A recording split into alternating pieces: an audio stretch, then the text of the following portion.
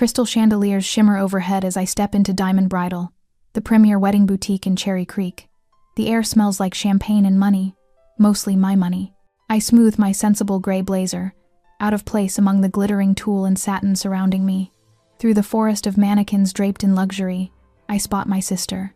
Maddie stands on a small pedestal, a vision in white. The gown hugs her figure before cascading to the floor in a waterfall of hand-beaded lace that probably costs more than my car. 5 of her bridesmaids circle her like planets around a sun, cooing and sighing at appropriate intervals. Mom dabs at her eyes with a monogrammed handkerchief, while simultaneously capturing the moment for Maddie's Instagram followers. I approach slowly, carrying the vintage lace veil I spent weeks tracking down. It belonged to a countess from the 1922. Something borrowed, something old, and the perfect complement to Maddie's dress. This might complement the dress, I say, holding it up to catch the light. Maddie's radiant smile vanishes like a light switch flipped off. She turns sharply, eyes narrowing. "You're ruining my moment," she hisses. Her palm connects with my cheek with a crack that silences the entire boutique. "Get out. Now." The slap echoes in the sudden quiet. Even the champagne flutes seem to hold their breath. My cheek burns, and I know a red handprint is forming. The sales associates freeze in place, eyes darting between us. One of them studies her manicure with sudden fascination. Mom looks away, pretending to adjust her pearl earring. No one moves to defend me. No one speaks. I carefully place the veil on a nearby chair, turn, and walk toward the door.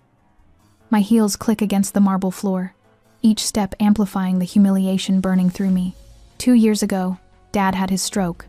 I remember the hospital waiting room, the smell of industrial cleaner, and Mom's tear-streaked face.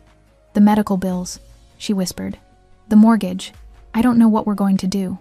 "I'll help," I promised, meaning a few months of support while Dad recovered. But months stretched into years. I covered the mortgage, the medical bills, the groceries. The pattern established itself with quiet persistence. Allison provides, family takes. I became the family ATM, dispensing funds with a smile while my own savings withered. Then came Maddie's engagement to Ethan Brooks.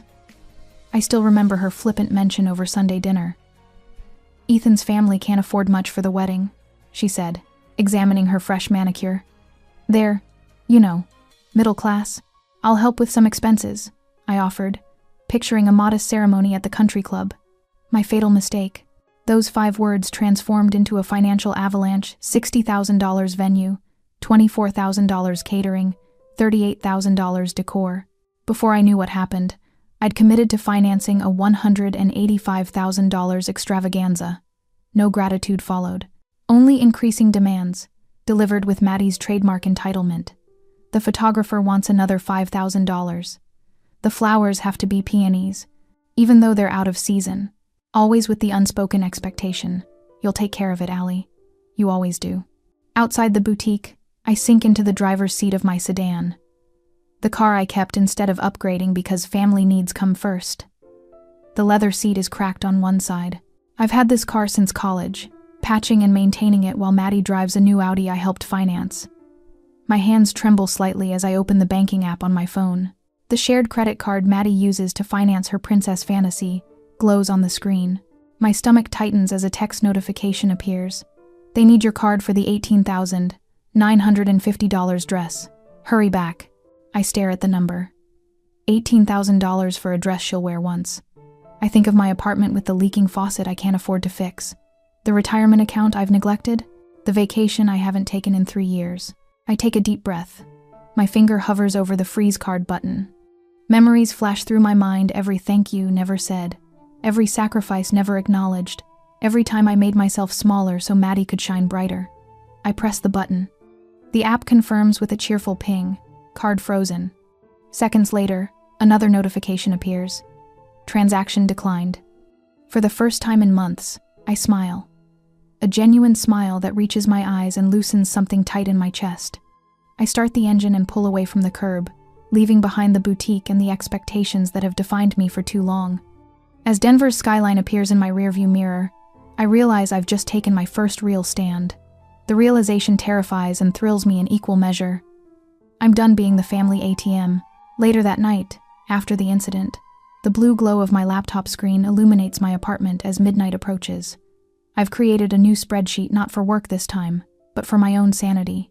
Column by column, I document every penny siphoned from my accounts for Maddie's fairy tale wedding. My accounting skills, usually reserved for corporate clients, now track a different kind of deficit. Venue, Cherry Blossom Resort.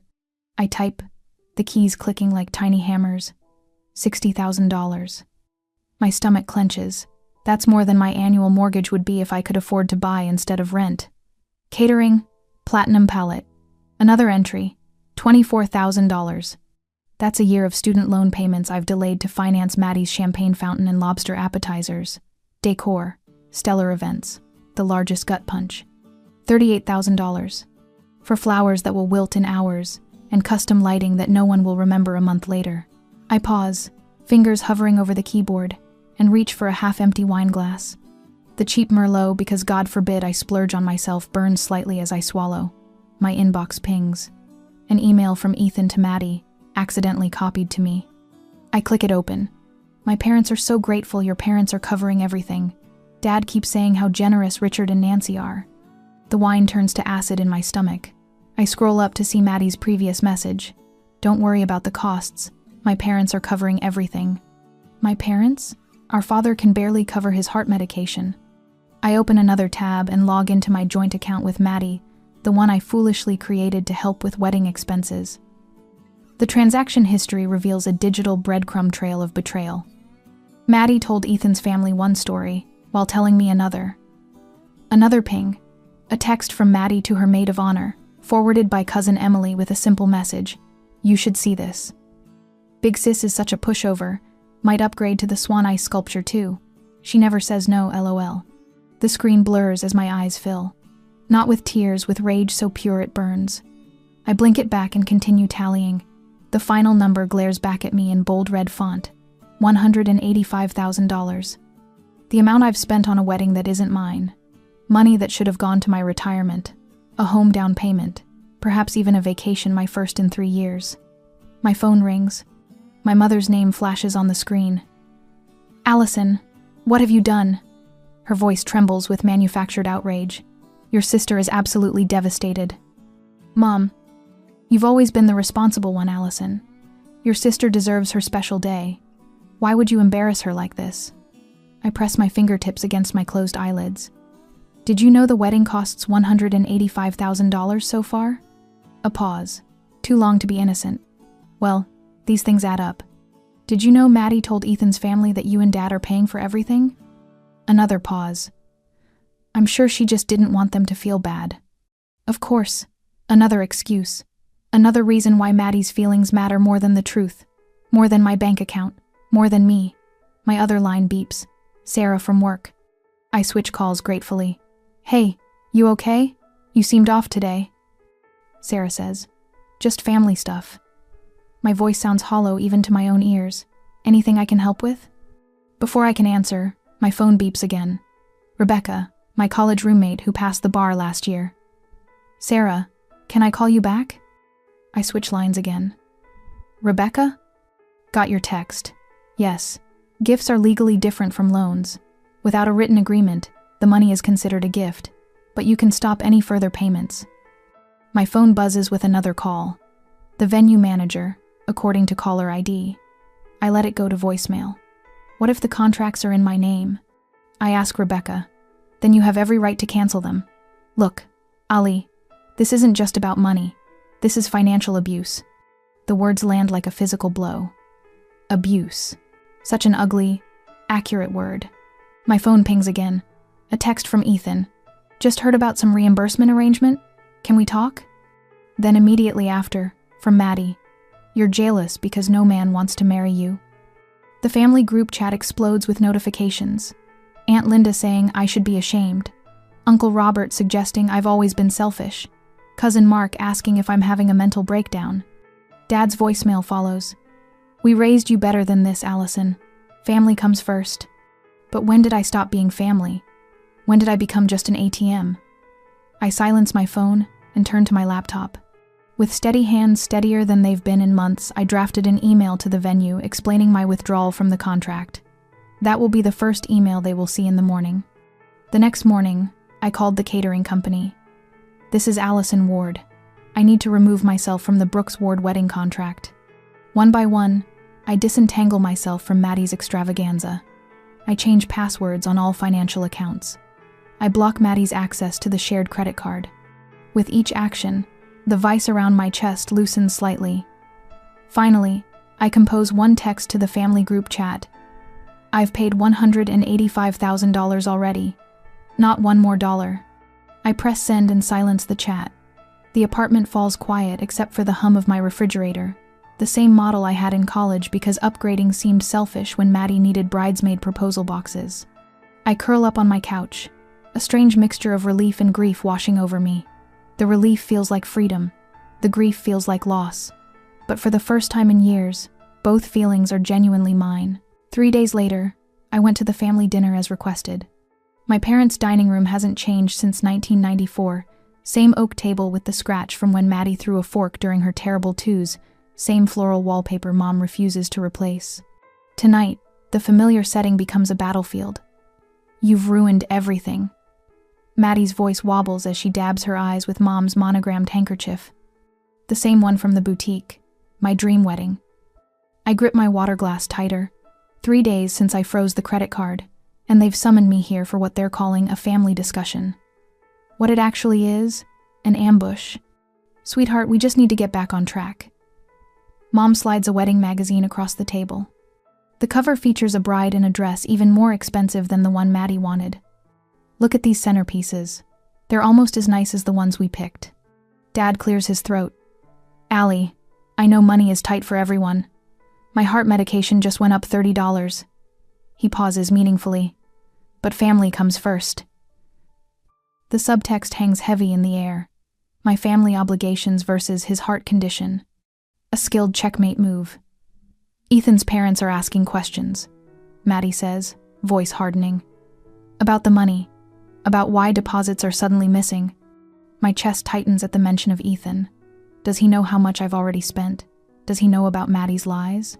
Cousin Margaret called me crying yesterday, Mom adds. She was so looking forward to the caviar station. I take a sip of water, buying time. My phone buzzes the 5th call today from an extended family member expressing concern. I have an appointment tomorrow, I say finally, pushing away from the table. I need to go. An appointment? Dad's eyebrows shoot up. More important than family? Yes, I think. More important than being bled dry.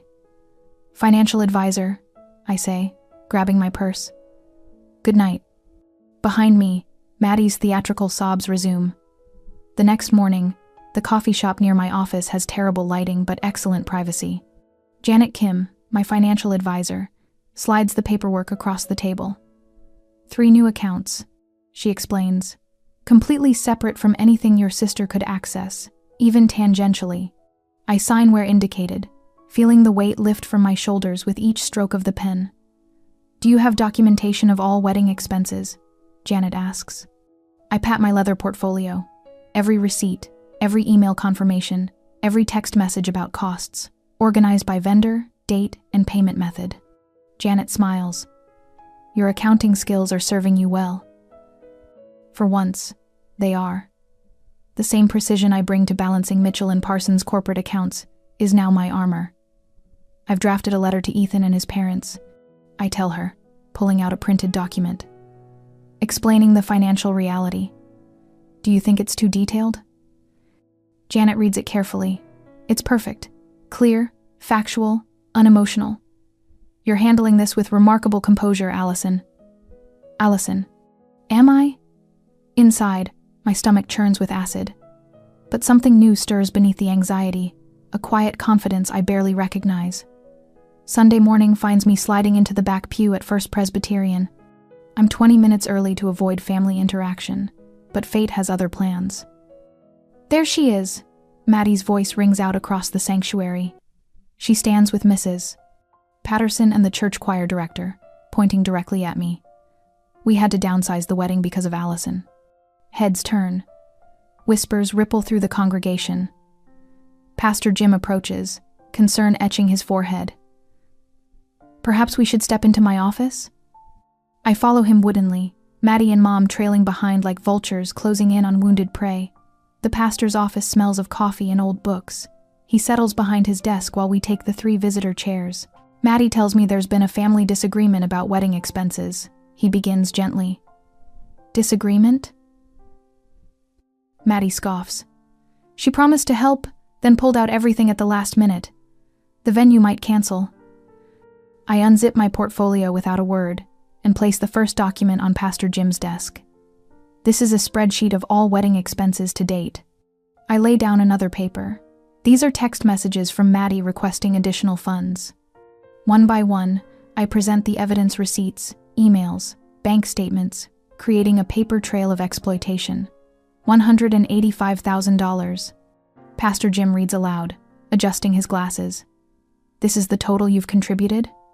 Mom snatches the paper. That can't be right. Her eyes widen as she scans the numbers. Maddie, you said it was around 40,000. Maddie's performance falters. She opens her mouth, closes it, then tries again.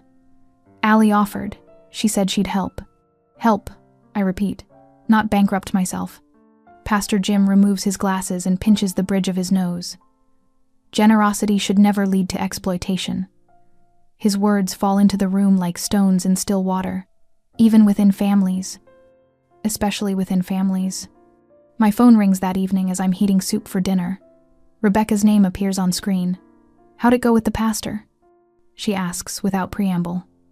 About as well as expected, Maddie cried. Mom looked shocked about the total. You need a break from them, Rebecca says. My spare room is yours if you want it, no questions asked. Her offer brings unexpected tears to my eyes. Thanks, I'll keep it in mind. After we hang up, another call comes through. Sarah from work. You've seemed stressed lately, she says. Some of us were thinking you should take that vacation time you've been banking. Go somewhere nice with all the money you're saving from not funding the wedding of the century. The office sent a card, I discover Monday morning, signed by everyone, even Grumpy Walter from Accounts Receivable. Hang in there, written in a dozen different handwritings. That evening at my cousin Emily's birthday dinner, the topic of Maddie's wedding inevitably arises. Apparently the swan ice sculpture is off the table. Aunt Patricia sniffs.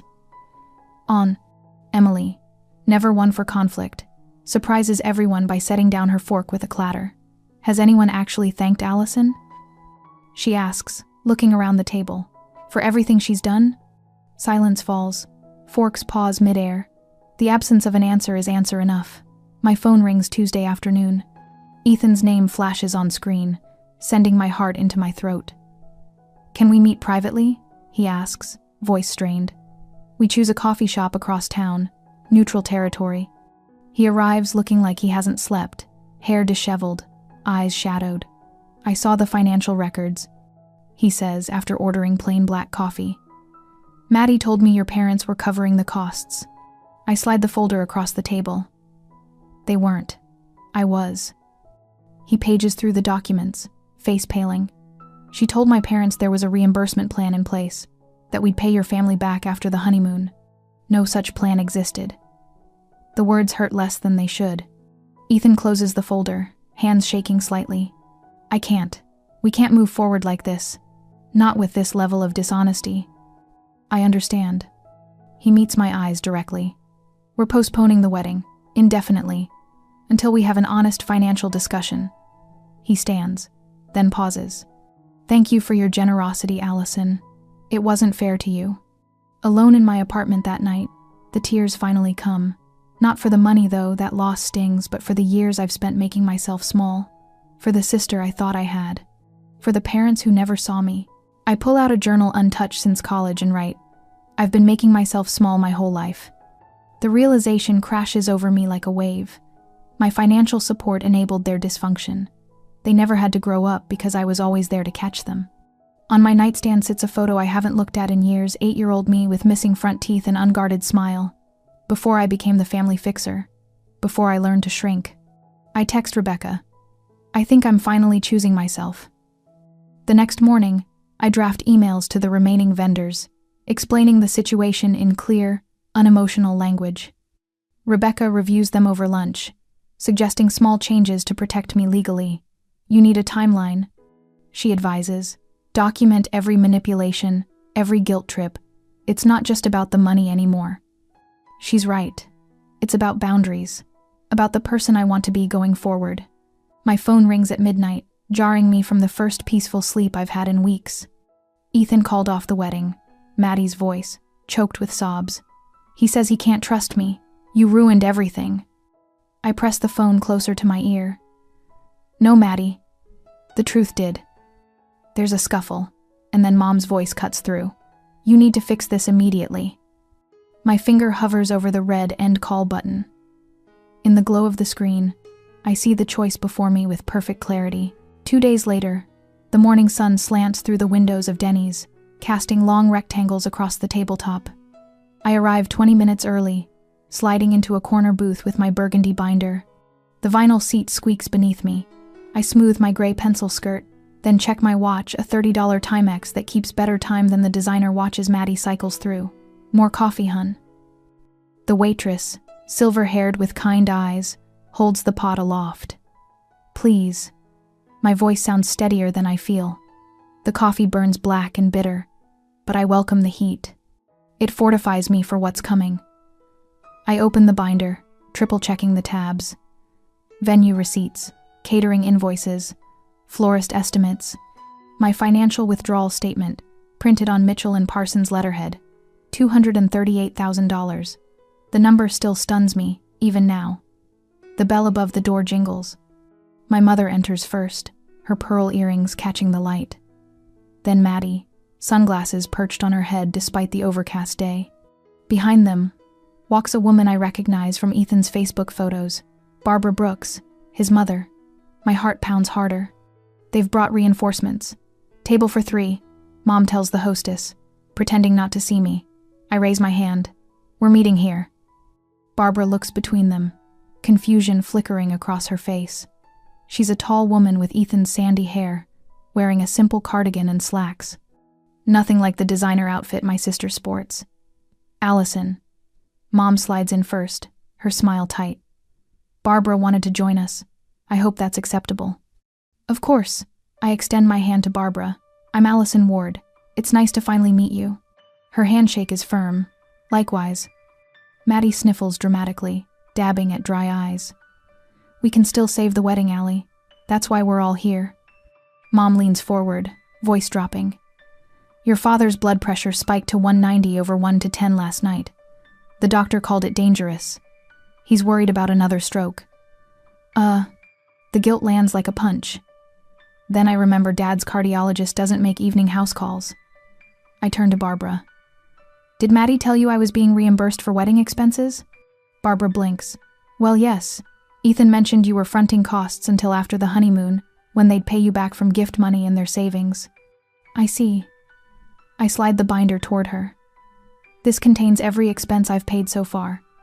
$185,000 total. I was never told about any reimbursement plan. Barbara's eyes widen as she flips through pages. 100 and... She stops at the venue invoice. I was told it was far less than that. Oh my God, I did not know. You're trying to turn Ethan's family against me.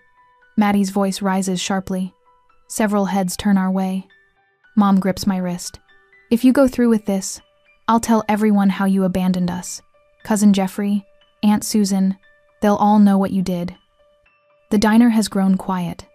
A man with silver-rimmed glasses stares openly from the counter. Barbara closes the binder with a snap. Her face has drained of color. I think our families need to talk privately. She stands, shoulders squared. Not now, Maddie. She adds firmly when my sister attempts to follow. The bell jingles again. Rebecca strides in, briefcase in hand, right on schedule. My phone buzzes with Sarah's text. Standing tall, proud of you. This is Rebecca Hamilton, I say. She's helping me sort through the legal aspects of gifts versus loans. Barbara nods curtly. I think that's wise. She turns to my mother. Nancy, we'll be in touch about the shared expenses. There appears to be some discrepancy in our understanding. After they leave, Maddie's mask slips. You've ruined everything. She hisses. No, I close the binder. I will not discuss finances further after today. I've paid enough. My phone rings that evening as I'm heating leftover pasta. Ethan's name flashes on the screen. "The wedding's off," he says without preamble. I can't start a marriage built on lies. I sink into a kitchen chair. "I'm sorry." "Don't be. Barbara showed me everything." His voice catches. "Thank you for your honesty." My email pings with a notification from the venue confirming cancellation. Partial refunds pending. Dad calls next. His voice sounds older, deflated. "We need to talk about what really happened, Allison." For the first time in years, he sounds like my father instead of Maddie's. A text from Barbara appears. "Thank you for your honesty. We had no idea." Later that night, Mom calls. Through tears, she tells me Maddie hasn't stopped crying for hours. She's having a complete breakdown. "You need to help." I watch moonlight cast shadows across my apartment walls. For 28 years, that phrase, "you need to help," has been my marching orders. But tonight, the words fall hollow. On social media, Maddie's angry posts about betrayal disappear one by one.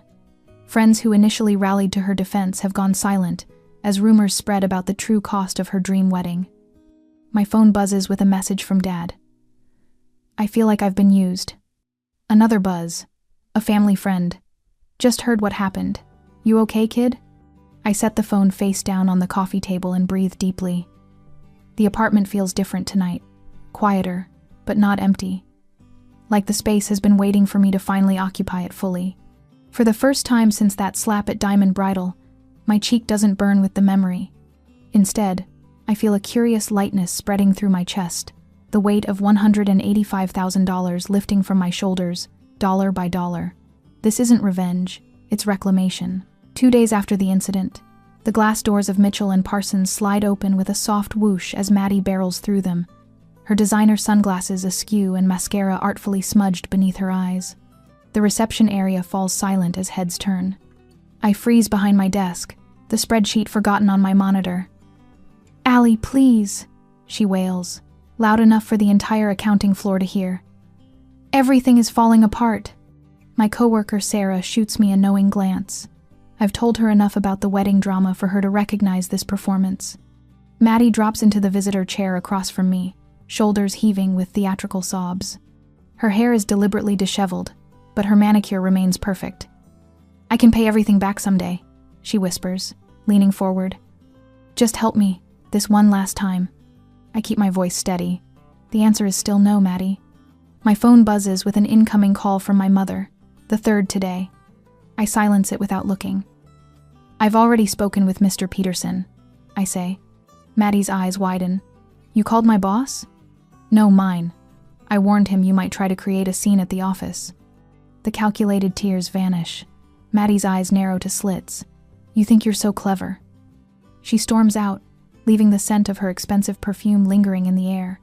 4 minutes later, my office phone rings. "Allison, it's Nancy again. Your father's heart problems are getting worse from all this stress you're causing." I close my eyes, pulse quickening. "Dad's cardiologist said his heart is fine, Mom." Well, this situation is changing that. My phone pings with notifications. I glance down to see the group text from Maddie's bridesmaids. Amanda's message sits at the top. "Real sisters support each other no matter what." Below it, a Facebook notification. Uncle Frank has shared a post. "Family is all we have in the end. Remember that, Allison." The coordinated attack continues through dinner and into the evening. I silence my phone but can't silence the doubts crawling through my mind. A knock at my apartment door startles me. Through the peephole, I see Ethan shifting uncomfortably in the hallway. "Can we talk?" he asks when I open the door. His presence in my living room feels strange. He perches on the edge of the sofa, hands clasped between his knees. "Maddie says she'll change," he says quietly, "that this was all a misunderstanding." "Did she tell you about the swan ice sculpture she ordered last week? Another $8,000. He winces. "She promised she's done with the extravagance. She promised you my parents were paying for everything too." Ethan stares at the floor. "I love her, Allison." For a moment, doubt creeps in. Would it be easier to give in just this once? End the drama? Preserve the family peace? I pull out my financial records. The numbers don't lie. Another $20,000 would drain my emergency fund completely. I can't do it anymore, Ethan. After he leaves, I lie awake until 3, stomach churning with anxiety. What if this ruptures the family permanently? What if Dad's health really does suffer? At sunrise, I make my decision. The gathering at my parents' house that weekend pulses with tension. I arrive with Rebecca beside me, her quiet presence strengthening my resolve. Ethan and his parents sit uncomfortably on the sofa. Maddie glares from an armchair, while Nancy fusses with a tea service no one wants. I place my binder on the coffee table. I've invited everyone here because we need clarity. I begin. This binder contains every expense I've covered for Maddie's wedding. The total is $185,000. Dad's face drains of color as he flips through the pages. This can't be right. It is, I say. I've highlighted Maddie's texts, asking for each payment. Nancy reaches for the binder. Allison, this is unnecessary. It's absolutely necessary, Barbara, Ethan's mother, interjects. We were told the expenses were being shared equally. We were also told the situation would change. However, this is a completely another story. I lay out the 2 options I've prepared. Maddie can either have a scaled-down wedding she pays for herself, or no wedding and a clean financial break. Either way, I'm done.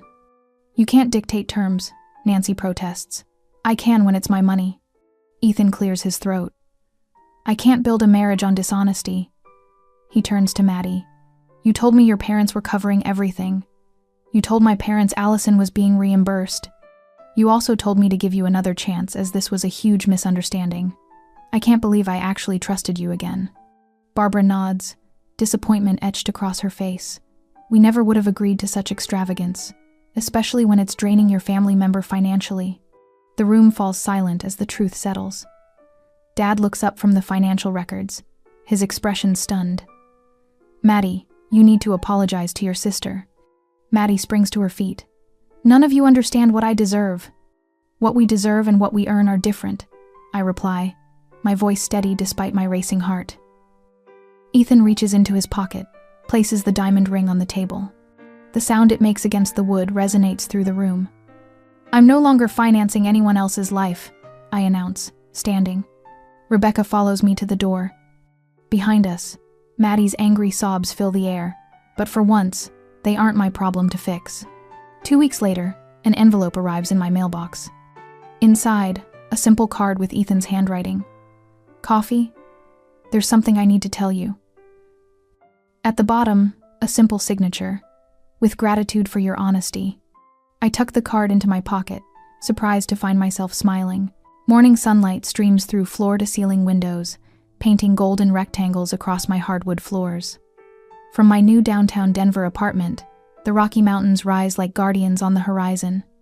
I sip coffee from a mug that reads, "My money, my choice," a gift from Rebecca after I signed the lease.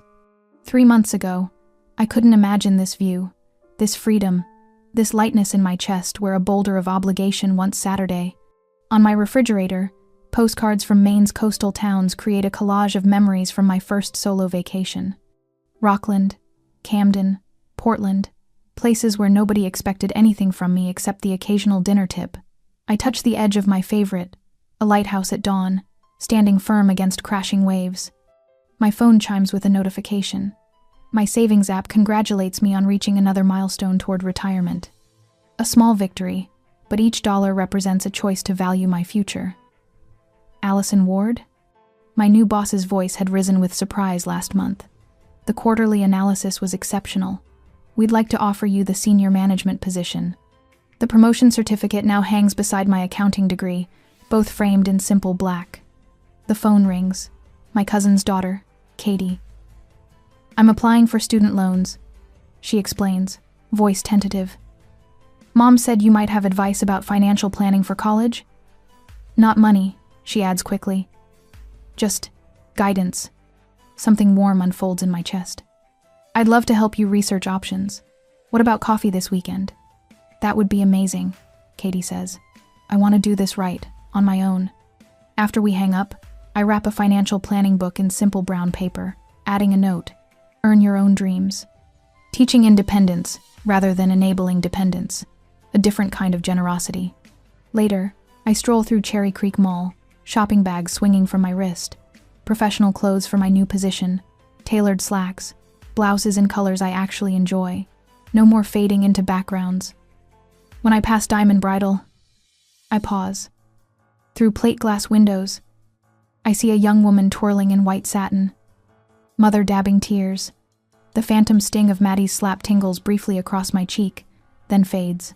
A sales associate exits, recognition flickering in her eyes. "You look well," she offers cautiously. I smile, a real smile that reaches my eyes.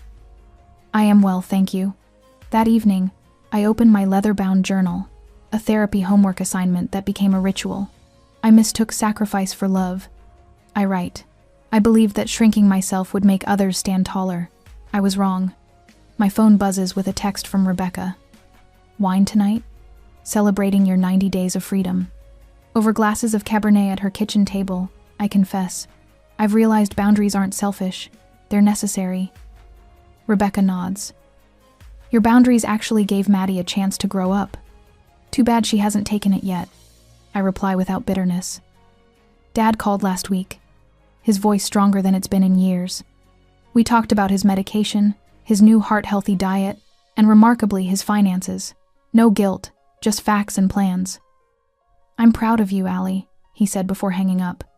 Progress. At work, Jennifer, a new hire, slumps at her desk during lunch. I recognize the sloped shoulders, the worry lines between her brows. "My brother's wedding," she explains when I ask what's wrong. "They want me to cover the rehearsal dinner. It's $5,000 I don't have." I pull up a chair. "Your financial peace matters, Jennifer." Relief floods her face. "I thought I was being selfish." "Taking care of yourself isn't selfish," I tell her, sharing resources that helped me. "It's necessary." The coffee shop where Ethan suggested we meet feels like a place from another life. He looks different, lighter somehow. "I'm engaged again," he says. "A smaller wedding, equal contributions from both families." "I'm happy for you," I say, meaning it. "Your honesty saved me from a mistake," he admits. "Thank you." That evening, I stand on my balcony as sunset bathes Denver in amber light. My phone chimes with a text from Maddie. "Can we talk someday?" I consider the message, watching the mountains turn purple against the darkening sky. No immediate reaction, no rush to fix or save or rescue. "When you're ready for honest conversation, I'll be here," I type, then place my phone face down. The sunset paints the city gold. My city. My life. My choices. Sometimes the greatest gift you can give yourself isn't wealth or achievement, but simply the courage to say enough. And in that quiet word, I found my voice.